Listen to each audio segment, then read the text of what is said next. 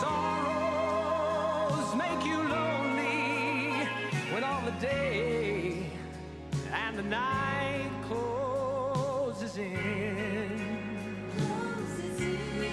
He can banish the midnight and call back the sunlight. So how will it end? Look to him. I know that questions can, Lord, they can get so hard to understand. But then, you see, I know someone who knows it all. You know, his eyes see even that sparrow fall, and yet he can hold back the sea with just one hand. He's so big he rides on the breeze that blows, yet in your heart, the only one that knows the heartaches and all the trouble that you're in. So when life seems everything but good, just look to him. He's the only one that could. He's the only one. When you've tried it all, look to him.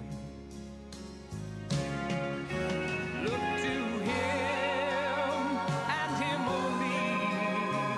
When sorrows make you lonely, when all the days and the night closes in. He can banish the midnight and call back the sunlight. How will it end? Look to him. Oh, when this whole world, it has let you down, Jesus can still be found. When you've tried it all, look to him. Look to him. When you've tried it all, look to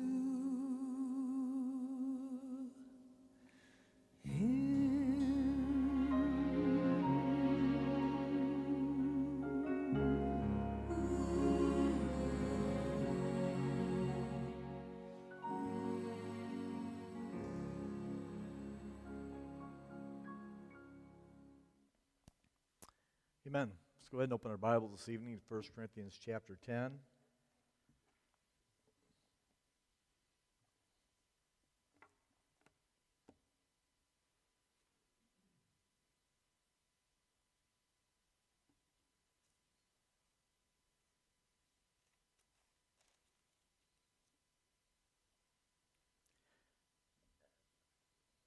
First Corinthians chapter 10, let's begin in verse 1. Moreover, brethren, I would not that ye should be ignorant how that all our fathers were under the cloud, and all passed through the sea, and were all baptized unto Moses in the cloud and in the sea, and did all eat the same spiritual meat, and did all drink the same spiritual drink, for they drank of that spiritual rock that followed them, and that rock was Christ. But with many of them God was not well pleased, for they were overthrown in the wilderness. Now these things were our examples, to the intent we should not lust after evil things, as they also lusted. Neither be ye idolaters, as were some of them. As it is written, the people sat down to eat and drink, and rose up to play. Neither let us commit fornication, as some of them committed, and fell in one day 23,000. Neither let us tempt Christ, as some of them also tempted, and were destroyed of serpents. Neither murmur ye, as some of them also murmured, and were destroyed of the destroyer. Now all these things happened unto them for examples, and they are written for our admonition upon the ends of the world are come. Now, as many of you know, I love history, American history to be exact. I love reading about the Civil War, World War II, the Revolutionary War. And as I stated in a previous message, history is biography. Thomas Carlyle said this: "The study of history is nothing more than the study of great men and women." Very true. I've read biographies on Stonewall Jackson, John Adams, George Washington, and many on Abraham Lincoln. You know, history takes us back to an important time and lets us see how those events developed and what happened as the people reacted to those events. One teacher told her students, there are two things you can do with history. You can ignore it, or you can learn from it. And someone else had made this statement about history. There is one thing we have learned from history, and it is that we have not learned anything from history. That's unfortunate, isn't it? But in principle, that's often the case. Now think about the lessons you learned 10, maybe 15 years ago. Isn't it unbelievable how you're still trying to master the same subject material that you thought you had nailed down so long ago? We struggle to learn on a permanent basis life-changing lessons of our own parents and our forefathers, and we intend to repeat them. And parents try to teach their children not to make the same mistakes that they made. But many times they don't listen. And the history of the parent was ignored. And we're not alone. That was true even among the Hebrews in Moses' day. And that's why Paul wrote to them, wrote to the first century believers in 1 Corinthians 10, verse 1. Moreover, brethren, I would not that ye should be ignorant how that all of our fathers were under the cloud and all passed through the sea. Well, Paul was reminding them of all that the Israelites who had left Egypt with Moses, how they had seen God perform many miracles. And as we saw last time, God led them with a cloud by day and a fire by night and miraculously delivered them from bondage of Egypt through the Red Sea. And all of them lived to see the mighty miracle with their own eyes. But we read in verse 5, but with many of them, God was not pleased. No, don't miss that. All of them saw the cloud. All of them went through the sea. All of them actually experienced that mighty Red Sea deliverance. But God was not well pleased with most of them. The last part of verse 5, for they were overthrown in the wilderness. And then Paul warns us in verses 6 through 10, now these things were our examples, to the intent we should not lust after evil things as they also lusted, neither be idolaters, as were some of them, as it is written, the people sat down to eat and drink and rose up to play. Neither let us commit fornication, as some of them committed, and fell in one day 23,000. Neither let us tempt Christ, as some of them also tempted, and were destroyed of serpents. Neither murmur ye, as some of them also murmured, and were destroyed of the destroyer. Now, when Paul says these things were for an example, he's teaching us that not only were the Hebrews making history, they were making history for our benefit. They took a few tests and failed, and God recorded their scores that we might learn not to do what they did. All right, God didn't give Israel a wilderness experience simply to live and die by. He permanently carved their experience into living truth, called the Bible, that we might learn from history and not ignore it. All right, he wants us to learn a lasting lesson from this segment of Jewish history. Now, maybe you're saying to yourself, well, I don't experience too many wilderness problems anymore. I've been through all that. I've come to the place in my life where it's pretty much a downhill slide. Well, if you feel like that, then verse 12 is written for you. Wherefore, let him that thinketh he standeth take heed lest he fall. Pay attention. Even you can learn from history, because our Heavenly Father often repeats his messages by taking us through the wilderness experiences just to keep us trusting him. Now, after God drowned Pharaoh's entire army in the sea, for the first time in history, Israel found herself living in the Egyptian desert, out in the open, completely on our own. The Hebrews had begun their journey to the land of Canaan. God had provided himself, or proved himself faithful. The nation had walked through the sea on dry land. How awestruck they must have been. And as a result, they sang songs of great praise to God. Now let's go back over to Exodus chapter 15.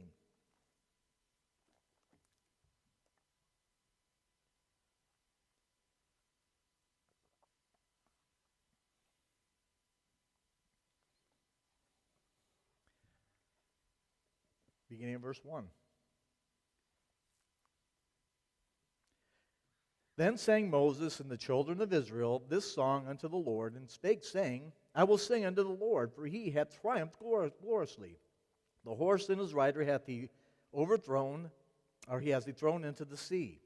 The Lord is my strength and song, and he has become my salvation. He is my God, and I will prepare him an habitation.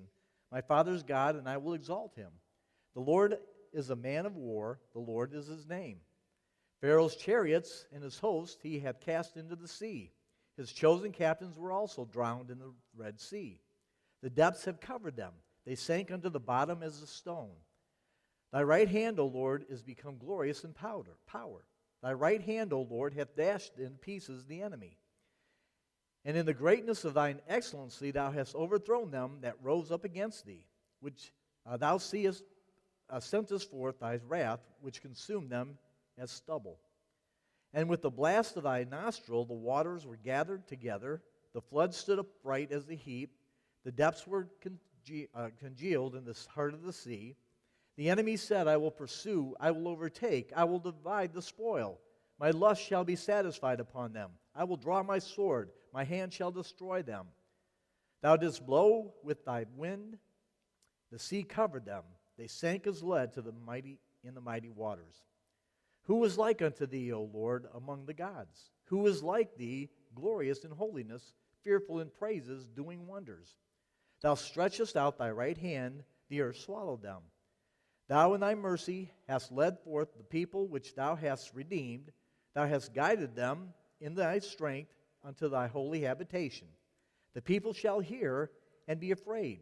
Sorrow shall take hold on the habitations of Palestina.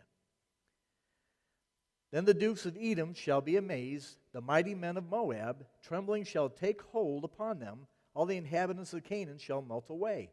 Fear and dread shall fall upon them. By the greatness of thine arm they shall be as still as a stone, till all the people pass over, O Lord, till the people pass over which thou hast purchased. Thou shalt bring them in and plant them in the mountain of thine inheritance, in the place, O Lord, which thou hast made for thee to dwell in the sanctuary, O Lord, which thy hands have established. The Lord shall reign forever and ever.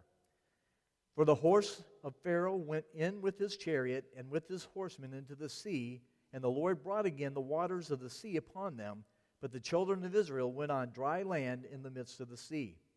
And Miriam the prophetess, the sister of Aaron, took a timbrel in her hand, and all the women went out after her with timbrels and with dances. And Miriam answered them, Sing ye to the Lord, for he hath triumphed gloriously. The horse and his rider hath he thrown into the sea. Now, they were on a mountaintop, spiritually speaking. They had seen the mighty hand of God destroy their enemies. But we read in verse 22, So Moses brought forth Israel from the Red Sea, and they went out into the wilderness of Shur, and they went 3 days in the wilderness and found no water. Now, this is an apt description of the Christian life. After the Red Sea, after the taste of freedom, after their song of praise, they went into the wilderness. And spiritually speaking, we as believers have been brought through the Red Sea. We have been placed into God's family through the cross by coming to know Jesus Christ. And in coming to know Him, we have been delivered for the first time from the bondage of the old life. We've been given a new song, a new life, a new beginning. But in this beginning, we soon learn that we must endure some wilderness experiences. And looking back, we later realized that they were deserts that were designed by God for a very real purpose. But what a come down after our Red Sea experience, after our Red Sea conversion. Now, why did they have to go through the desert? If God took the people through the Red Sea, couldn't he just take them immediately into the land of Canaan? Of course he could have. If he was able to part the waters and enable them to walk on dry land and deliver them from the Egyptians, wasn't he also able to move them swiftly to the border of milk and honey, the land of milk and honey? Absolutely. All right, God can do anything except sin. And if he can take you and me through our conversion, he can hasten our journey across this earthly desert and swiftly put us into heaven. He can do that with no problem. And by the way, wouldn't that be magnificent? Imagine, you come to know Christ, you know nothing of the difficulty of growing into spiritual maturity, no battles, no conflicts, no suffering, and zing, suddenly your feet touch upon the pavement of gold. And you hear songs of angels in your ears. And just as soon as you accept Christ and say amen, swoosh, you're in his presence. You say, well, I'm not so sure about that. I'd like to get at least a little taste of the Christian life here on earth. And that taste can be really wonderful unless you happen to find yourself in the midst of a severe trial.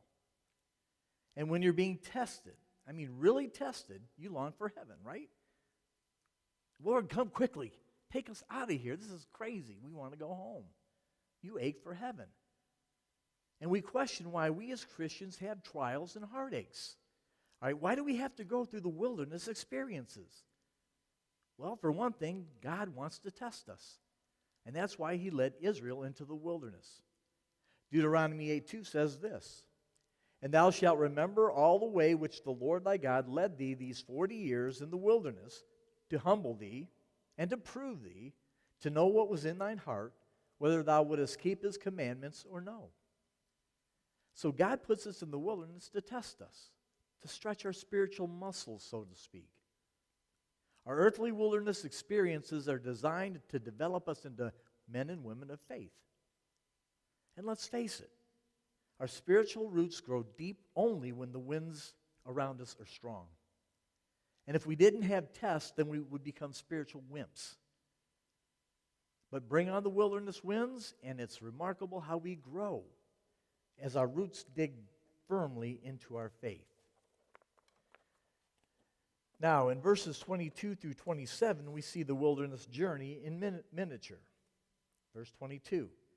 "So Moses brought Israel from the Red Sea, and they went out into the wilderness of Shur, and they went 3 days in the wilderness and found no water. And when they came to Marah, they could not drink of the waters of Marah, for they were bitter. Therefore the name of it was called Marah. And the people murmured against Moses, saying, What shall we drink? And he cried unto the Lord, and the Lord showed him a tree, which when he had cast into the waters were made sweet. There he made for them a statute and ordinance, and there he proved them. And said, If thou wilt diligently hearken to the voice of the Lord thy God, and will do that which is right in his sight, and will give ear to his commandments, and to keep all his statutes, I will put none of these diseases upon thee, which I have brought upon the Egyptians, for I am the Lord that healeth thee. And they came to Elim, where were 12 wells of water, and 70 palms, and they encamped there by the waters. For 40 years, the Hebrew people went through a cycle of events illustrated in these first few verses. First comes the cycle of abundance, where the people of God look up. God proves himself faithful, and they look up in praise. That's the first step in chapter 15, where the Hebrews sing praises. They're looking up. Second comes expectation. When the people of God enjoy abundance, they expect continued abundance. All right, they look ahead in anticipating wave after wave of blessing. And maybe you've done that recently. God's expressed his grace in a tangible way, and you've enjoyed an abundance of something. And if you don't watch yourself, you'll begin to expect that abundance as your own personal right. And that's unrealistic, and it wouldn't even be good for you. And I'm sure when Israel left the Red Sea and went out into the wilderness, the people expected continual abundance and continued miracles that would keep them comfortable, safe, and satisfied. All right, they were riding the glory train to Canaan, and nobody imagined that it would grind to a halt on the way. All right, they were looking ahead, anticipating abundance. And that leads to the third step in the cycle, disappointment. Here the people of God look down. I feel the disappointment described in verse 22. So Moses brought Israel from the Red Sea, and they went out into the wilderness of Shur, and they went 3 days in the wilderness and found no water. They were brought from the Red Sea. That's abundance. And the wilderness of Shur, there's the expectation that they'd look for another Red Sea experience.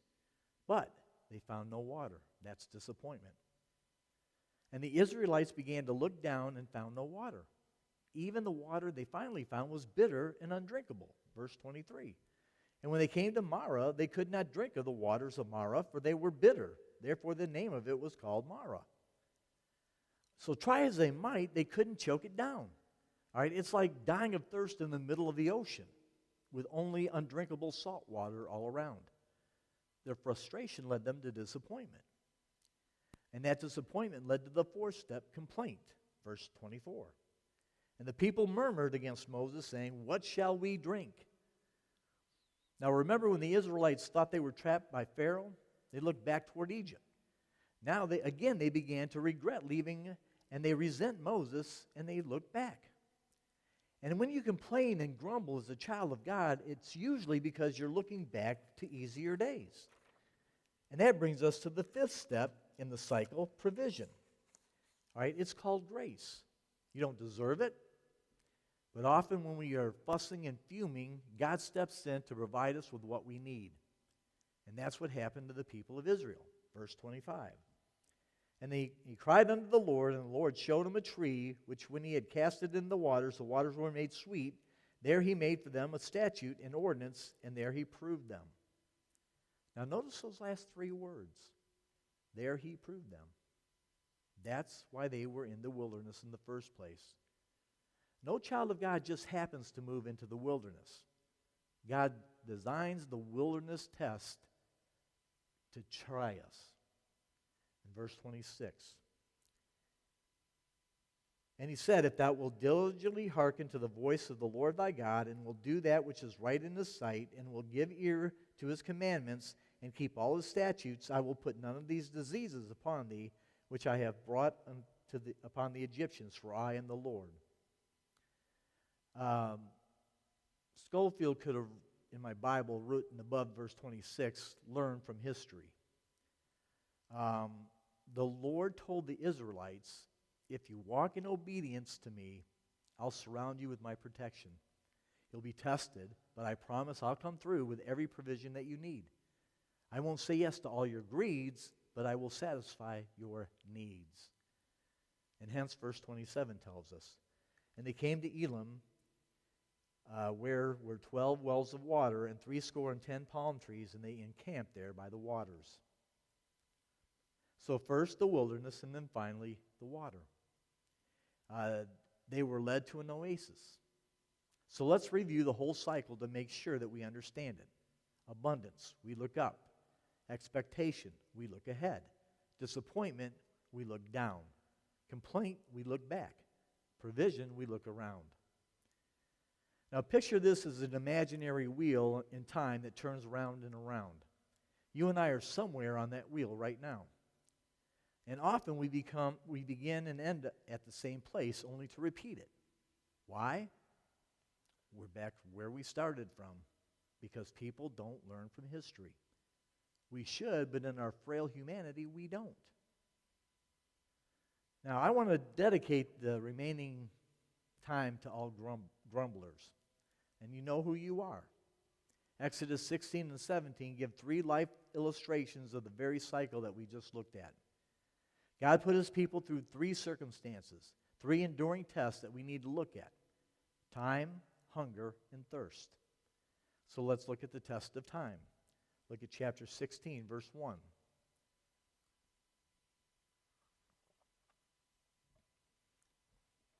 And they took their journey from Elim, and all the congregation of the children of Israel came unto the wilderness of Sin, which is between Elim and Sinai, on the 15th day of the second month after their departing out of the land of Egypt. So when? After they had been in the oasis, after relaxing in the cool shade of the palm trees, drinking the refreshing waters from the springs. It was then that the first test came. 15th day of the second month. Time had passed.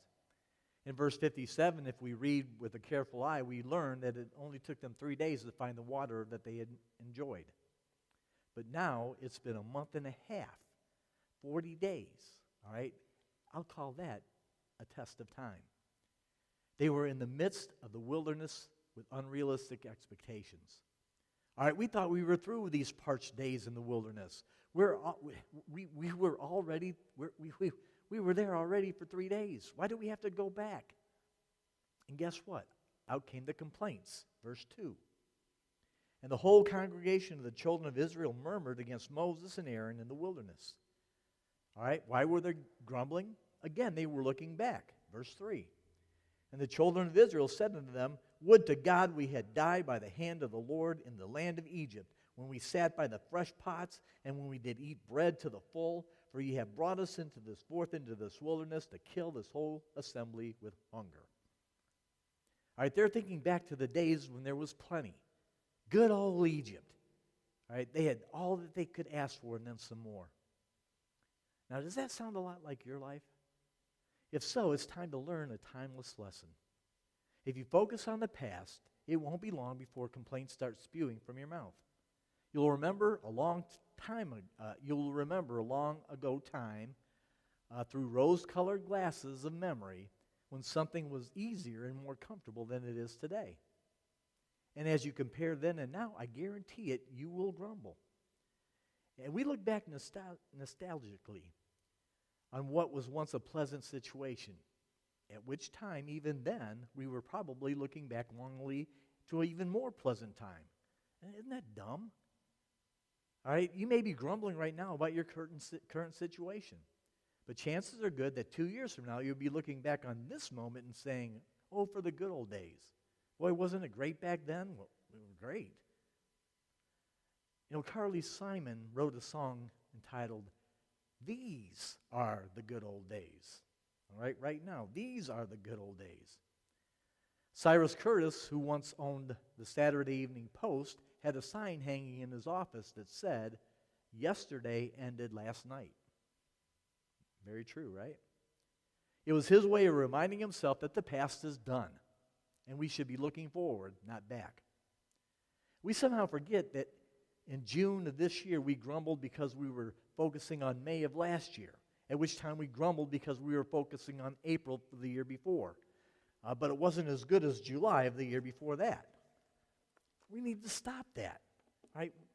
We live in light of some dreamy past leisure or pleasure when in actuality, God continues to show himself strong all the way along. And we feel that because we have endured the current test, we shouldn't have to experience it again. All right? It hurts it hurts to endure life's trials, and it hurts even worse to repeat them. Yet without those deep hurts, we wouldn't make any forward progress toward maturity in our spiritual walk. All right, the test of time is maybe the toughest of all. Over the long haul, God is honing us through such tests, stretching us, breaking us, crushing us, reducing us to an absolute trust where we say, Lord, I have come to the end of myself. If you want me to die in this wilderness, here's my life, take it. All right, we need to refuse to look back and complain where we are right now. Moses had to learn to wait. His congregation needed to learn also, and so do we. And then secondly, there was the test of hunger, the last part of verse 3. For ye have brought us forth into the wilderness to kill this whole assembly with hunger. All right, they got hungry and they started complaining. But God still answered their need. Verse 4. Then said the Lord unto Moses, Behold, I will rain bread from heaven for you, and the people shall go out and gather a certain rate every day, that I may prove them whether they will walk in my law or no. Now don't miss what God's saying here. I will meet your need for hunger, But in meeting that need, I will bring another test. Now, have you been there before yourself? We find ourselves in some predicament we can't escape. So God says, I'll provide the way out. I'll show you the way. And we accept his answer, his new direction, which brings us to a whole new set of tests and trials of a different kind. So while we're relieved of one of the wilderness problems, we gain a new one. And that's what happened here, verses 6 through 8. And Moses and Aaron said unto all the children of Israel, At even then you shall know that the Lord hath brought you out from the land of Egypt. And in the morning then ye shall see the glory of the Lord, for that he heareth your murmurings against the Lord. And what are we that ye murmur against us? And Moses said, This shall be when the Lord shall give you in the evening flesh to eat, and in the morning bread to the full. For that the Lord heareth your murmurings which ye murmur against him. And what are we? Your murmurings are not against us, but against the Lord. Now Moses and Aaron's patience were wearing thin. All right, let's get this straight, folks. Who are we that you grumble against us? Look, we're just people, flesh and blood, the same as you. All right, this also wasn't our idea. We didn't lead you into the wilderness. That was God's direction. We didn't put up a cloud up there. We didn't put that pillar of fire there. So stop complaining against us. Are you prone to complaining? Remember, God is the one who made your circumstances to be what they are. Don't blame someone else. And we need to remember that our grumbling goes right back to the Lord. Your complaints land at his feet. There's a song called Grumblers by Thurl Harris. Now, I don't know the melody, but here are the words. In country, town, or city, some people can be found who spend their lives in grumbling at everything around. Oh yes, they always grumble no matter what we say. For these are chronic grumblers. They grumble night and day. They grumble in the city. They grumble on the farm. They grumble at their neighbors. They think it is no harm. They grumble at their husbands. They grumble at their wives. They grumble at their children, but the grumblers never thrives. They grumble when it's raining. They grumble when it's dry. And if the crops are failing, they grumble and then they sigh. They grumble at the prices. They grumble when they're high. They grumble all year round. They grumble till they die. They grumble on Monday, Tuesday, Wednesday. They grumble on Thursday too. Grumble on Friday, Saturday, Sunday. They grumble the whole week through. You know, some people make grumbling a habit, even though they may cover it up on Sunday. Now, whether we are served a late meal or moving along slowly in traffic, whether it's working with a difficult group of people or making last-minute arrangements with someone, we're given to complaining and grumbling. All right, it's like we have the gift of grumbling, and we feel like we need to exercise it so we don't lose it. Well, the only problem is that gift never appears in the Bible. All right? Let's get that straight. There's no gift of grumbling. Neither is there a gift of criticism. All right? We can be so critical of others. We come home from work and we criticize the boss. We criticize our parents, our children, our in-laws. We come home from church and criticize the pastor or someone else in the congregation. And we see all the negative without looking for the positive. John Maxwell, in his book, Your Roadmap for Success, writes this about our negative critical attitudes. He says, I've never known a positive person yet who didn't love people and try to see the good in them. And an effective way to help you see the best in others is to do what I call putting a 10 on people's heads. Here's what I mean. We all have the expectation of others, but we can choose whether the expectations are negative or positive. We can think that others are totally worthless or absolutely wonderful. When we make the decision to expect the best and look for the good instead of the bad, we're seeing them as a 10. The ability to do this with others is significant for a couple of reasons. First, you usually see in others what you expect to see. If you constantly expect to see good things in others, it's much easier to maintain a positive attitude. Second, People generally rise to meet your level of expectation. If you treat them positively, they tend to treat you the same way. If you expect them to get the job done and show confidence in them, they usually succeed. You know, some people can get on the phone for hours and criticize person after person. And when we listen to others criticize someone, we get a negative attitude toward the person that they're talking about. Whether or not what someone says about someone is true or not, there's no value in criticizing them. If there's something that they did that needs to be addressed, then have the guts to go to that person and confront them with it. Pray for them. If we spend as much time praying for someone as we do criticizing them, maybe we'd see a positive change in them. The Bible never affirms our griping and grumbling in criticism. Amazingly, people of God can grumble even when God provides them with food and abundance. Why? Because it isn't the food that they preferred. All right, we want steak. He provides bologna. We preferred fish. He serves us liver. So in many ways, our responses are just like Israel, verses 13 through 15. And it came to pass that at even the quails came up and covered the camp, and in the morning the dew lay round about the host. And when the dew that lay was gone, behold, upon the face of the wilderness there lay a small round thing, as small as the hoar frost on the ground. And when the children of Israel saw it, they said one to another, It is manna, for they wist not what it was. And Moses said unto them, This is the bread which the Lord hath given you to eat. Now keep in mind, those Hebrews had never read the book of Exodus, which means that they never had heard about manna. And when they woke up in the morning, they looked around and said, What is that? That's what manna means. What is it? Again, the last part of verse 15. This is the bread which the Lord hath given you to eat. You want bread? Moses said to the Israelites. Well, have at it.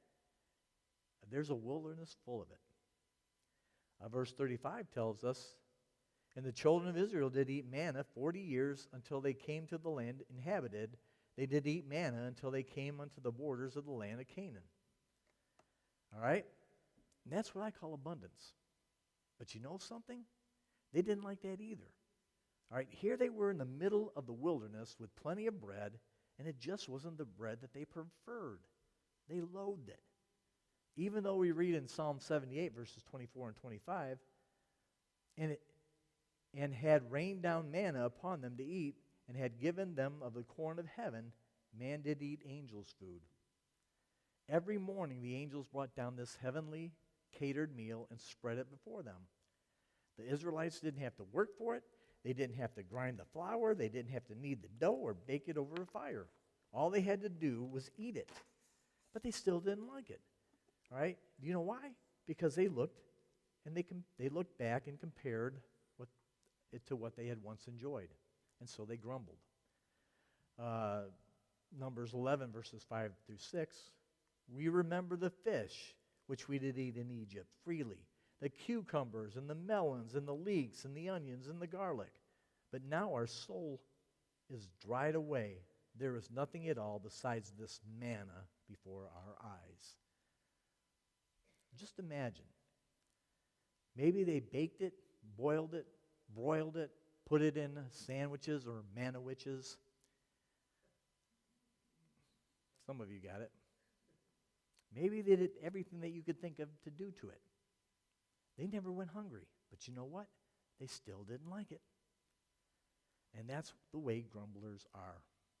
They gripe when they don't have it, but when they get it, they gripe because it wasn't their preferred brand. And when they get their preferred brand, they gripe because they'd rather have something else. Now, to be painfully honest with you, that's the response of carnality. When God graciously chooses what we are to eat, gives us an abundance of it, and we don't like it, that's when the old flesh kicks in and we gag on his provision. Operation carnality. Now, let me see here. I'm going to go ahead and stop there. We'll look at thirst next week. But we're going to go ahead and prepare for the Lord's Supper now.